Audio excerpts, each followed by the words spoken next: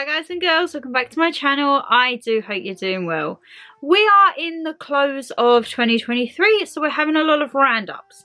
We're having did we get to the goals, we're having goodbye 2023. We of course are having our book recommendations of 2023 because I may be a little bit short on the amount of books I read this year compared to 2022, but I still did read a fair bit. I mean, I know this is probably nothing to some of you guys, but I think within my schedule and my lifestyle, I'm quite happy. We've got 10 books here.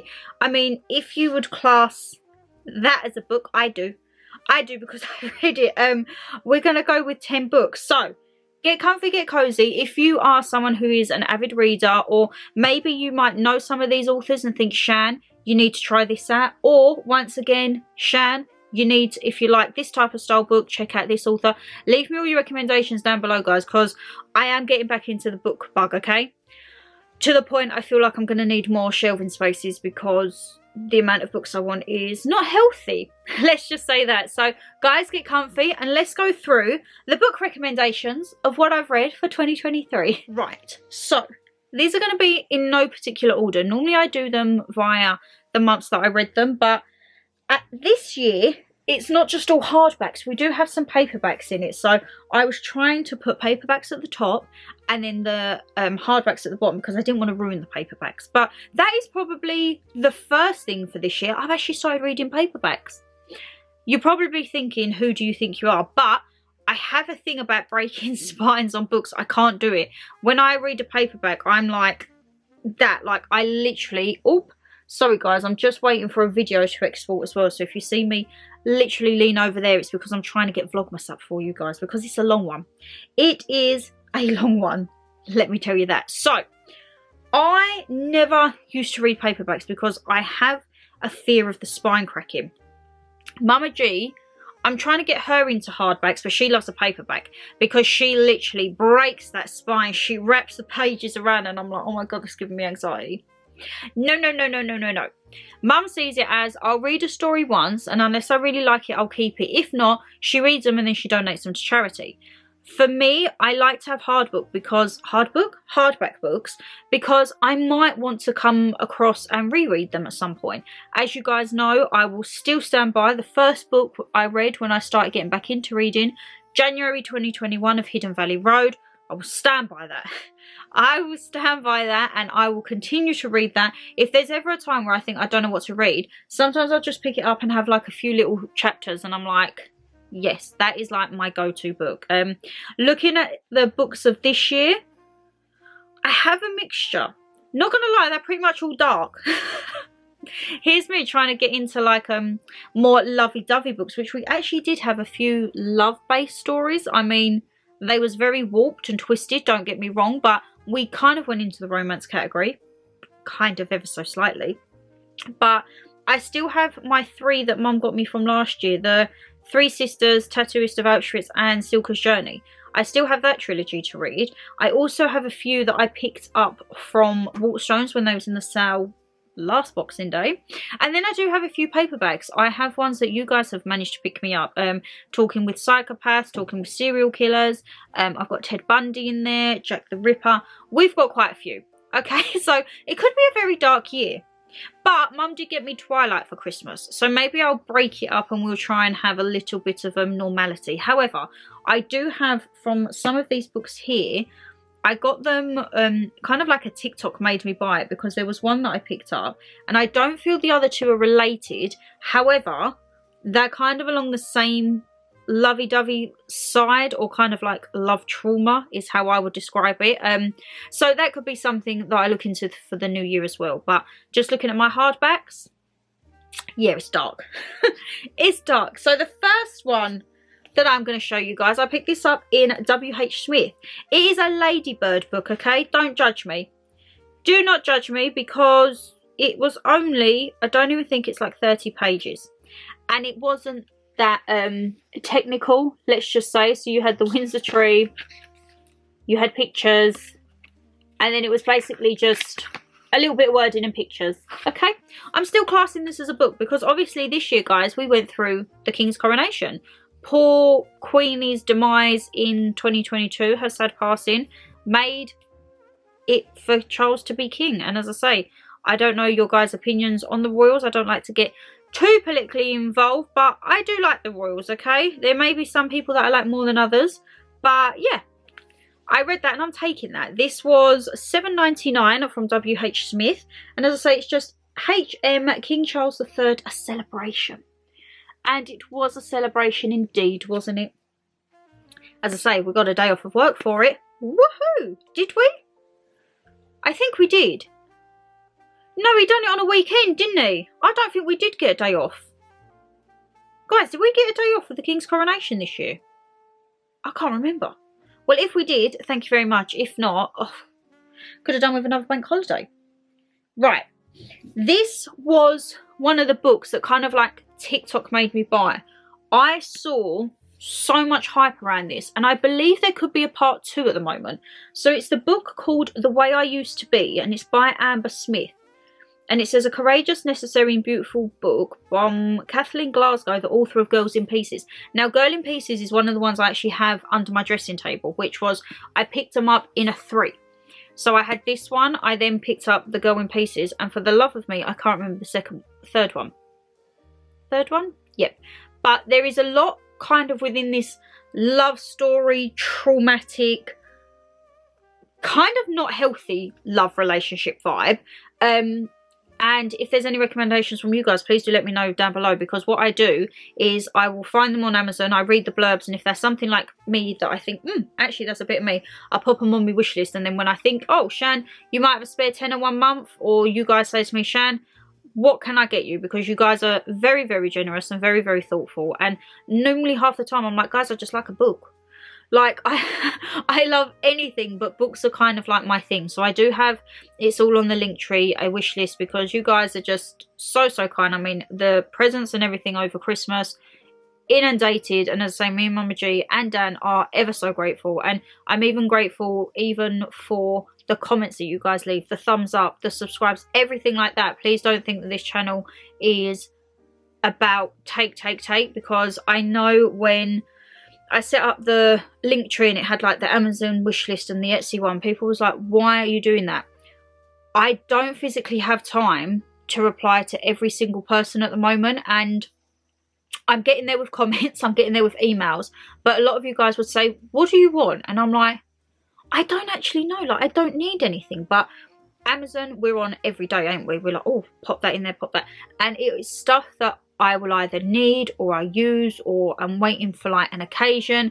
And as I say, you guys, there's like camera batteries and like stuff for when I go away on travels, little compartments to put my SD cards, like stuff that I genuinely need. It's not like sometimes you see other YouTubers and they'll be like, yeah, send me, I don't know, clothing from your favourite brand. That's not about me, because I think clothing can be hit and miss, and also it's not something you keep. Like electronics, technology, books, stuff that I'm going to keep forever. So yeah, that was a bit of a divergent tangent, but this was actually one that was on my Amazon wishlist. And The Way I Used to Be, it's basically, I'm going to read you the blurbs of these, okay? And you'll get the gist. I mean, as soon as I read this blurb, I was like, oh no, what am I going to let myself in for? All Eden wants is to rewind the clock.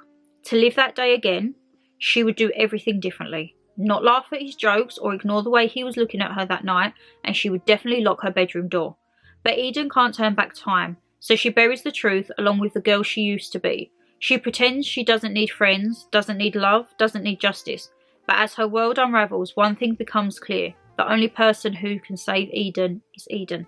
I love this. Guys, when I tell you I picked this up, and for a paperback, like I'm very gentle with how, like there's no cracks in the spine. That's how you can tell how gentle I am. When I tell you I picked this up and I could not put this down, I was hooked on it. And the vibe of it, you can probably gather from the blurb what's happened. Someone close to her misplaces their actions against her, and maybe she misplaces her trust in someone, and something happens, and it's about trying to deal with the situation. And it's a situation that happens in real life.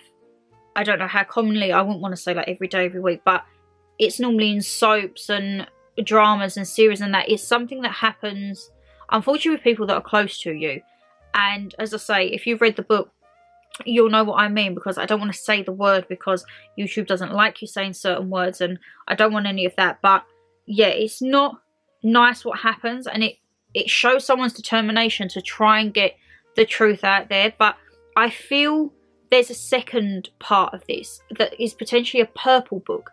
So this is the way I used to be. I feel like the next one is the way I am, or something that follows on from this to see how it is. But yeah, I loved this, like absolutely loved this. It was here, how many pages were you? 367. And as I say, when I tell you like I was hooked, I was hooked. Another thing I love is all my bookmarks for this year. I do have quite an avid bookmark collection. I like to have swap and styles. I like to have like my crimey gory ones for my murder books. I like to have kind of nice girly ones for these. I have like my autumnal ones. Yes, I have autumnal bookmarks. One with a little hedgehog on. It's so cute. I need to get some Christmassy ones actually. Bookmarks, absolutely love them. But yeah, The Way I Used to Be by Amber Smith, absolutely love it. I will as well, if I can, link the books down below if they're still available, okay guys? But yeah, love this, absolutely love that. Where can I put you, because I don't want you to start falling. Now, would I say this is this I couldn't put down for a different reason. I was just looking to be like, is this the one that I would say I gravitated more towards throughout the year? And probably yes. So this is Inside the Mind Of, which, if you remember, for my birthday, Mama G picked me up Inside the Mind Of 2 other serial killers. Yeah. So this was Inside the Mind of Jeffrey Dahmer, the Cannibal Killer, and it's by Christopher Berry. Now guys, when I tell you the way this story has been adapted and the way he has put all of this into context, amazing, absolutely amazing. If you have seen the Netflix series Dahmer, again, that was phenomenal. This is pretty much word for word for what happened. I loved how this was separated. You probably think, well, if you know me, you know what I'm going to say. I love chapters in books. I get very thrown off when like maybe it's like part 1, part 2, and then it's just one huge chapter. I like my individual chapters. I know I'm weird, but I like to feel like, how many times did I want to say like then? It's how I feel like, right, I can end off now because I finished that chapter. If not, I feel like I haven't finished the chapter, and it throws me off all sorts. This was split into chapters of events that happened, and then it also was split into the chapters of his victims. This book itself was, how many pages were you? 249. And it's quite a small text, let's just say. But I had watched the series. Everyone was hyping about the series. So I was like, you know what, I'm going to watch it. And then I was like, okay, I haven't actually looked too much into this person. Because you know me, I do like the dark stuff, don't I? And anything that's like a bit gruesome, that's me. I went on to Amazon, good old Amazon. And I come across this, and this had one of the better reviews for all the different types of books out there. Guys, when I tell you I think I finished this in about 2 weeks, I literally could not put this down. I was reading this at work. Yes, I was getting some funny looks at work, but I was reading this like on my breaks, sitting in the car. I'm like, people would be walking past and they're like, what are you doing? I'm like, just reading. I'd have it on top of my tray with my car keys, and they're like, oh, what are you reading now, Shan? I'm like, Jeffrey Dahmer? They're like, of course you are. Of course you are. But yeah, the blurb, I'm going to read the blurb out for you. So it says, inside the mind of one of the most sadistic and psychopathic killers of all time. So Sunday Times bestseller author Christopher Berry D is the man who talks to serial killers. A world-renowned investigative criminologist, he's gained the trust of murderers across the world, entering the high-security prisons and discussing with them in detail their shocking crimes. I'm not going to say too much on the topic because it does say the words that I don't think YouTube like you to have, but it just says between 1978 and 1991 he dismembered 17 boys and men. We all know to the extent, if you've read the book, seen the series, as to what he done to them, in essence to try and turn them into compliant zombies. That was his thing, and he was nicknamed the Milwaukee Cannibal. He delves, Berry D now delves into the mind of the monster Dahmer, and he dissects his psychopathology throughout the genesis and, oh god, there's a lot of words in here for me this early in the morning, and the development of his murderous career. His aim, in plain English, is to discover what makes killers like Dahmer tick. Now, if I remember correctly, he was due to have an interview with Dahmer, and he put it off to see someone else, and unfortunately he never got that interview because Dahmer was murdered. But honestly, this again, I feel like with Hidden Valley Road, I could go back and just reread this and reread it, and you would probably find out so much more, because the more you read something, I don't know about you guys, but you read between the lines, and when you read between the lines, like, you find stuff that you don't normally or you wouldn't have seen before. So yeah, the Inside the Mind of Jeffrey Dahmer, The Cannibal Killer by Christopher Berry D. This one, absolutely love, okay? Absolutely love. And as I say, a very, very good choice indeed. Now, something a bit lighter, okay? Something a bit lighter. This was a very, very old style book with the type of writing, but I read the book by Truman Capote of Breakfast at Tiffany's. Because if you remember, not this year, last year, me and Mum went to a Tiffany exhibition in a Saatchi gallery up London, and I picked up this book and never read it, and I used to have it on top, and I'd think, why have I not read that yet? So one month I was like, you know what, I need something light-hearted, and to be honest, I needed a thin book, but I didn't realise it was very, very thin writing, so it did take me the month to read it. However, absolutely love it.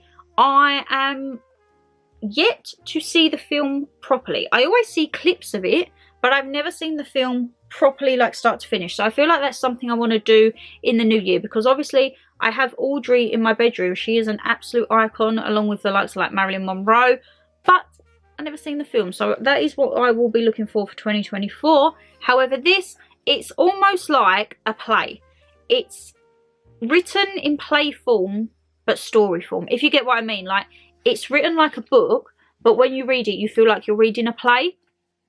So, yes, I thoroughly enjoyed that one. And that was a nice, light-hearted, pleasant read, let's just say. I tell you what is annoying me, though, guys. Canon is dying on me. Canon, why you do this? We're not even into the video full swing yet. I've still got all these goodies to go through. Right. Let me change this, because the next one we're going to talk about is This Is Gonna Hurt. And I tell you what, it's going to hurt if I start rabbiting on and then the camera dies on me. So let me change this battery first and we'll be right back. Right. All changed. And now, as I say, another paperback, guys.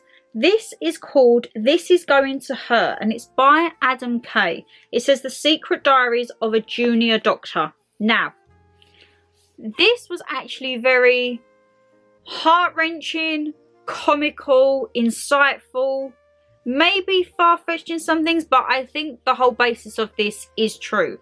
And it says on the blurb, 97-hour weeks, life and death decisions, a constant tsunami of bodily fluids, and the hospital parking meter earns more than you.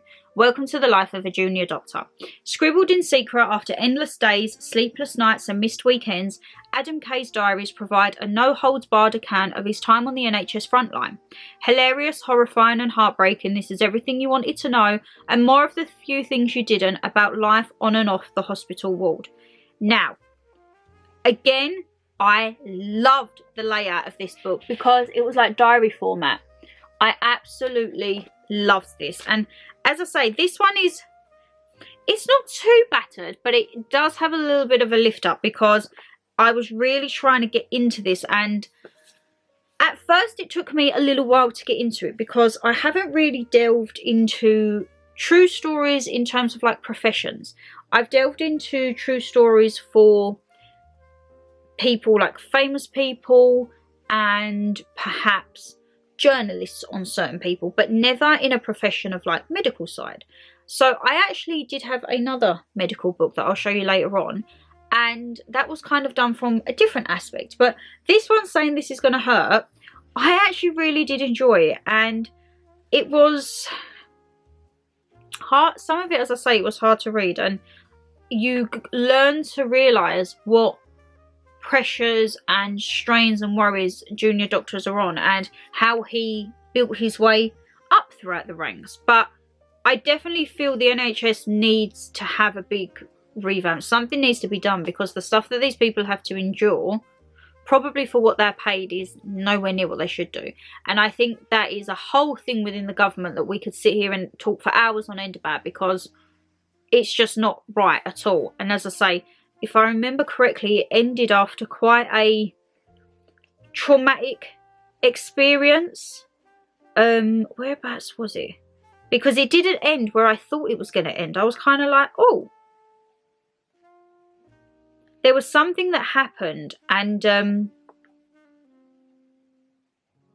because there's a lot of like blurb bits at the back. There was something that happened in the end, and yeah, that was it. A very, very long ordeal of a surgery, and after that the diary entries just ended, and he kind of reassessed everything as to how he felt it needed to be moving forward, and how and where he saw himself. But yeah, there was a lot of funny bits, like the things people will do sometimes, like to try and get certain medications, like saying that they've got these recurring symptoms, and then they will go out and try and flog the medication. I mean, I probably know that that does probably happen nowadays, but when you read it, you just think, huh? And it says now a BBC programme. Now, I have never seen this on the BBC. I might actually have a look on iPlayer, but it says it was a winner of 4 awards for the Specsavers National Book Awards in 2018. And now I don't know whether he has any more. I might actually look into this. See, what happens, guys, is I read a book, I show it on my monthly favourites, and then it goes in a box so that I know at the end of the year I can get them all out to show you again. But then I actually forget, oh, maybe I should look to see if he had any more books, because I didn't have a clue if he did. So I'm going to have a look into that. Or if there's any more books that you feel I want to try and maybe get involved in, like doctors, psychological doctors, prison officers is an area I really want to look into. There's one that I've got, well, she's not a prison officer, she was a prisoner, but along them lines, prison officers, psychiatrists, maybe like people who deal with mental illnesses and establishing like certain needs that people have. Those are the types of books I really want to get into, because I think not only are they a storybook, they're also very educational, and they're also something that you can read and you come away from and think, oh, like, okay. So yeah, I really enjoyed that one. And the one I think that I kicked off the year with, I definitely feel like this was the one that I started the year with, is Stitched Up. So this was by Dr. Shahed Yousaf, and it is stories of life and death from a prison doctor. Now this is where we're combining both the things, guys. We're combining prison and we're combining doctors.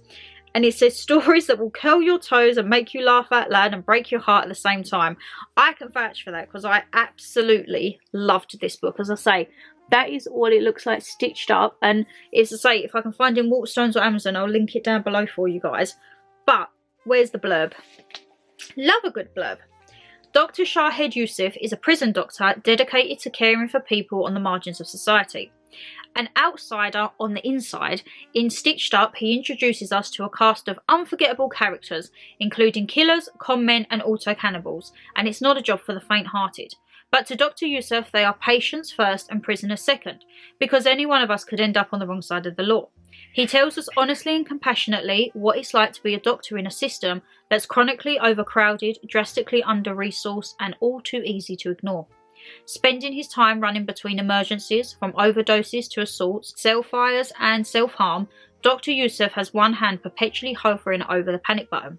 But while the system is failing, he and his colleagues are doing their very best to prop it up. In stories that are frequently harrowing, sometimes humorous and always hard-hitting, we discover how difficult it is to be locked up, but that there is still hope for all of those who dare to care. Now again, plenty of chapters, I loved it. And also, this was like a very simple font. You probably think, guys, a font's a font, but this was slightly like narrower, and I really loved it. And honestly, he did have some characters in this book. I absolutely loved it. And it also showed, so he worked his way up through different professions within the prisons and transferred to various prisons along his time. So you see how one prison might do it one way and then another does it an alternative way. And I absolutely adored it. As I say, he was shortlisted for the Bath Flash Fiction Prize in 2016 and commended for the Faber and Faber Fab Prize 2017. He also won a place on the Writing West Midlands Room 204 mentoring scheme and the Middleway mentoring project in 2019. And that is him, Dr. Shahed Yusuf. And as I say, there was a bit in there, so also because of his religion, some of the things he wasn't able to do, or he sometimes found hard to do. And then he went through a personal family loss, and that was kind of like his kick to be like, no, what I'm actually doing is helping people. And yeah, I love this. I absolutely love this. How many pages did we have? 303, 13 chapters. And it is, so you know when they say like you go to work and you have your teammates, this is like teamwork on a whole nother level. There was bits in this where I remember he said like he would be dealing with, say, self-harm, and then you would have a fire, then someone would be having an assault in a room, and they was very, very understaffed. Very much like how this one was for the NHS. This is kind of like the prison side version, and both departments are understaffed. There is not any, well, I say there's resources, but there's not a lot of resources for the guys that are doing this job. And as I say, to see the comments that people would leave him, and also things that would be said to him, more out of the context of people wanted, like, say, prescription drugs and everything like that, because I think, especially within prison, it's like commissary. They can sell and do bits and bobs, but he was very strict, and he was like, if you don't need it, I'm not giving it to you, which in essence sometimes put a target on his back. However, he done his best thing. Oh, I got cramp. Oh, cramp. Which, however, it didn't do him good in turn at the beginning, but then after, the prisoners come to like respect him and was like, oh, you know what, Dr. Y, you can't pass him by. Like, oh, that rhymed, wasn't it? Dr. Y, you can't pass him by. Like, you can't pull the wool over his eyes. Dr. Y, you can't pull the wool over your eyes. Yes, look, I'm like a lyrical genius. I've not had any drink today, guys, I promise. I'm just very high on life right now. I've been trying to journal this morning, and whew, it's very overwhelming. But this, as I say, again, absolutely lovely. And it says even on the back, like, why would anyone want to work with thieves, murderers and bad people? There's another word there, but we're not saying it. However, he's worked in women's prisons, young offenders, men's prisons, all different security levels. So you literally do see it from all aspects. And yeah, a really good read on that one, guys. If you are into prison doctors or prison books or just doctor books, give that one a go. Now, this is a duo, but you might think one looks different. So this again was like a TikTok hype. It Ends With Us was part 1, and then It Starts With Us was part 2. However, this, when I read it, was in a paperback. I gave Mum the paperback version after I finished because Waterstones released this hardback edition. So I was like, you know what? I've got the hardback of that because I couldn't get a paperback of this. This is like good. This is... So at first I thought I was reading it in reverse, because obviously It Ends With Us, It Starts With Us. You think, hold on a minute.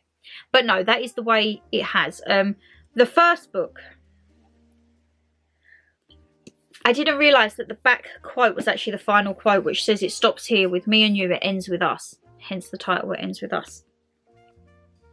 If you've read these books, it gives me like After vibes. It is that love story that is so toxic and you know it's not going to work, but they can't let each other go. They cannot let each other go. So these are by Colleen Hoover, which again, I don't want to go too much into because I think there was some scandal or something along the lines with her this year of potentially getting cancelled and everything like that. But a lot of you guys do recommend her books to me. So leave me down below if you have actually read any. What ones do you think I should give a go for next? But I will read out the blurb as always if you haven't read this book, guys. Lily hasn't always had it easy, but that's never stopped her from working hard for the life that she wants. She's come a long way from a small town where she grew up. She graduated from college, moved to Boston and started her own business. And when she feels a spark with a gorgeous neurosurgeon named Riley Kincaid, everything in Lily's life seems too good to be true. Riley is assertive, stubborn, maybe even a little arrogant. He's also sensitive, brilliant and has a total soft spot for Lily. And the way he looks in scrubs certainly doesn't hurt. And Lily can't get him out of her head. But Riley's complete aversion to relationships is disturbing. Even as Lily finds herself becoming the exception to his no dating rule, she can't help but wonder what made him that way in the first place. As questions about her new relationship overwhelm her, so do thoughts of Atlas Corrigan, her first love and a link to the past she left behind. He was her kindred spirit and her protector. When Atlas suddenly reappears, everything Lily has built with Riley is threatened. And now, also, this is really gorgeous if you can get the hardback, because look at that. It's got like roses on it. You might think, oh, well, it's just a love story and a guy comes along and the other one don't like it. As I say, great chaptering and everything like this on this one. For me, it's very much a book that shows sometimes how a man's ego can make him do silly decisions. There is aspects of violence within this book, and there's also aspects of pure narcissism. It is a tough book to read in some points, and a few of the things like you was reading and you think, whether you've experienced it or you've seen it or you've read or you probably know someone who has gone through a very similar situation to Lily in this book. And to see the struggles, and it's the day-to-day management of it, and it is so draining when you're in situations like that to almost, pardon me, have to keep babying that person, because you never know what mood they're going to be in, or you don't know how they're going to react. What on earth was that? My hairdryer just fell out of the thing. Goodness gracious, that gave me a little bit of a scare. Hello? Is anyone here? Aye. But yeah, this is a it's too good to be true once it starts, and then something happens and you just think, oh. And you know it's not going to be the once. You know it's going to happen again. And it happens again, and then you hear it's not going to happen again, and you're just like, oh no, get yourself out of that cycle, please. Please. Like, this was a book, again, I couldn't put down. A lot of the books this year have been really good ones, that when I've been into them, but you get frustrated because you're like, please. And then when you come on to It Starts With Us, this one, you might get a little gist from how this blurb goes. But it says, before it ends with us, it started with Atlas. Lily and Riley have just settled into a civil co-parenting rhythm with their daughter Emerson when Lily suddenly runs into Atlas almost 2 years after they last spoke. Elated that the timing finally seems to be right to give what they have together a real chance, Atlas asks Lily on a date. But Lily's excitement is almost immediately replaced by dread and anxiety when Lily remembers that Riley, though no longer her husband, is still very much part of her life. And though Riley would dislike Lily dating anyone but him, Atlas Corrigan is the one man he will absolutely not stand for having in his ex-wife and daughter's lives. Now this one, again, it says, told from the perspective of Lily and Atlas, It Starts With Us gives readers a deeper look into Atlas's past as he and Lily reconnect and rekindle the love they shared as teenagers, while navigating a volatile ex-husband who believes Atlas is the reason the marriage with Lily ended. It Starts With Us picks up right where the epilogue for It Ends With Us left off, giving readers the exhilarating sequel to Colleen's best-selling phenomenon they have been begging for. So as you can see there, how it ends with It Ends With Us is exactly where it picks up. And this now, finally she's out of a bad situation there, and as I say, 2 years later, trying to sort her life out, and she runs back into Atlas. And it's almost like, is it right timing this time? Before it was always wrong timing or wrong place, wrong time. Is this now the right time? Is it? It's hard. It again is a hard read because you see tendencies coming about and you think, oh, not again. I am someone, when I read books, I don't know these people from Adam, but I get so invested in the books that I'm like, no, don't do it. Think of yourself, please. I can't help it, guys. I get so wrapped up in books and I'm just like, why do I do it to myself? But this, as I say, you have to read this beforehand. Please don't think, oh, well, It Starts With Us, this is the one. No. You need to read It Ends With Us and then this one straight after. Don't read it and then give it a month or so, read another book. Read this and then this. They go hand in hand. And as I say, the way that this part's ended, I'm thinking, Could there be another one? But I think it ends with us, it starts with us. What are they going to do? The middle of us? Like, I don't know, but I definitely feel that there's a way this could be taken off again, you know? I definitely feel that there's more to it than meets the eye. Now, a book that was very kindly gifted by one of you lovelies and by a author that I have read previously from, Lisa Jewell. This is The Family Remains. Their Secrets Can't Stay Buried Forever. Now, I tried to get The Family Upstairs, I think that was part 1, in hardback for ages. I don't think they do it anymore. So that's a little bit of a flop. I should have got it when I saw it ages ago. But yeah, The Secrets Can't Be Buried Forever. Now this, we're going back to like the thriller vibes, okay guys? This is like, yes, again, great chapter in, great size font. This was actually quite a beast of a book though. This was 435 pages. But again, I was obsessed. I need a story to grip me, whether it be as twisted as a bad relationship one, or like actual thriller, or horror, or serial killer, or true crime, whatever it is. I need a book to grip me. And as I say, this one, yes, this gripped me. So again, we always have a blurb on this. London, June 2019, early morning. On the foreshore of the River Thames, a bag of bones is discovered. Human bones. D.I. Samuel Owusu quickly sends the bag for a forensic examination, and the bones are those of a young woman killed by a blow to the head many years ago. Also inside the bag are the seeds of a rare tree, which D.I. Owusu leads to a mansion in Chelsea, where nearly 30 years previously, 3 people lay dead in a kitchen while a baby waited upstairs for someone to pick her up. 4 deaths, an unsolved mystery, and a family whose secret history is darker than anyone could imagine. This was fantastic. It's one of them books that you read and you think, I know it, and then you'll have a spin, and then you'll think, it's got to be that this time. Then it will chuck another spin.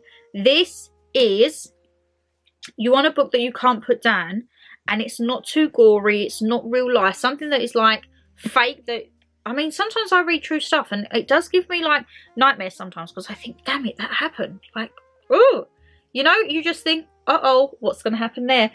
This, really, really good. And as I say, Lisa Jewell, or Lisa Jewell, I don't quite know how you say her name. I say Lisa Jewell. I think it sounds a little bit more snazzy. I've read quite a few of her books, and as I say, I highly recommend this. Don't be put off by how big it is. It is a quick read. If you get into that, I was binging like 6-7 chapters a day with this. I was like, yes, yes, yes. Mum would come in, I'd be like, Mum, that's the bit I want to get back into this year. You know, the bit where you get so engrossed in a book that when people try and talk to you, I'm like, yeah, 1 minute, 1 minute. And then you're just lost away. Lost away in the books. Absolutely love it. Any other Lisa Jewell, or if you know how to say your surname, please do let me know down below. Any more that you think I should pick up, because as I say, The Family Upstairs I can't get on hardback, and it does say a few more at the back here, but I don't believe you can get them in hardback. I feel like they're all more paperback, but I feel like I would like to start a collection with her in hardback. So maybe you'll just have the ones that you've got now, Shannon Lee, and be done with it, eh? And then the last one, my lovelies, this was actually the last book that I read. I believe this was September, October. It's by Alex North, an author I've never read from before. The Half-Burnt House. They say when the wind blows, it sounds like a scream. Guys, I freaking loved this one. Again, this was a beast of a book, okay? This was 373 pages. And I've just looked, actually. It's got 2 books of his. See, this is what I mean. I put them away and I didn't even look at the other books. Right, I need to look at this because I absolutely love this. The text was a little bit smaller, but it was still a fabulous read. So let's get on the blurb. Here we go. Katie Shaw always looked after her timid younger brother Chris until she left him alone for one carefree afternoon. Chris was savagely attacked and their picture-perfect family fell apart. It's been years since the siblings last spoke when out of the blue Katie gets a call from the police. They're investigating a particularly chilling murder in a half-ruined house that once belonged to a notorious local serial killer, and the case has thrown up plenty of unsettling questions, but only one prime suspect, Chris. The detective wants Katie's help finding him, but she has only one thing on her mind, proving her brother's innocence and finally making up for her negligence all those years ago. But soon it becomes clear that the killer isn't finished yet, which means that even as she attempts to save her old family, Katie is placing her new one in deadly peril. This was gripping. I feel this one, I read like the last, what did I have? I feel like I want to say like 8-10 chapters, and I binged them till like gone 11:30 on a school night, work night, to the point where mum's like, Shan, I'm like, I can't put it down, I need to know what happens. This, again, it takes so many twists and turns. That's the type of books I like, where like you're reading and you think, is it? Ain't it? Oh my god, what's happened there? And then you're thinking, no, yes, no. It sends you into a multitude of emotions, and I absolutely love that. Like someone says on there, will terrify you and break your heart. That is true. It has the element of family and relationship side of it, and then you have like the betrayal, and then it's almost like vendetta, and it's a race against the clock. But this one, Alex North, I'm actually going to look after this video at these books that are at the back here, because I feel he could be someone definitely up my street. And I'll say, yeah, that was a nice little one to round out on for autumn. Autumn and Halloween, a little bit of a murderous thriller vibes. But guys, 10 books for 2023. It's not as good as 2022, but we'll get there, okay? We're getting back on track. And I just want more books. So, my lovelies, there may be a few of you watching this that think I actually don't give two hoots about this, because you speak about the books in monthly favourites. But this is something that I do like to do now every year, because I think it's just a big roundup, and also it gives me a chance to look back on what I've read for the year, because I forget half the time. I have no idea what I've read. As I say, some of them I pull out and I'm like, oh, I meant to look for the other books of you, but I didn't. So yeah, best believe I will be having a quick look on Amazon before I start filming my next video, because there's a few in here that I think I definitely need to add on to my list, and also have a look to see if I've got any of the other authors in my collection to read for this year. But yes, guys, if you did enjoy the video, you know what to do. Hit that thumbs up and subscribe down below, and leave us a comment. What sounds a bit of you? Which book of this do you think was your favourite? Let me know what you've been reading through 2023, and any authors, books, anything at all that you think I should give a go. Please leave titles, links, anything down below, as I say, because I do look through them all, and your girl loves books. I love Beauty and the Beast. I ideally would love a library of my own one day. I mean, that's very far-fetched. I might get a Billy bookcase from IKEA to be filled, but apart from that, I don't think I'm quite at a library level. However, I love reading, and as I say, there's so much out there, and there's so many worlds to get lost into. When your head is in a book, the whole reality of real life goes, and that is what I love. So guys, take care, stay safe as always, and I'll see you in the next one. Bye.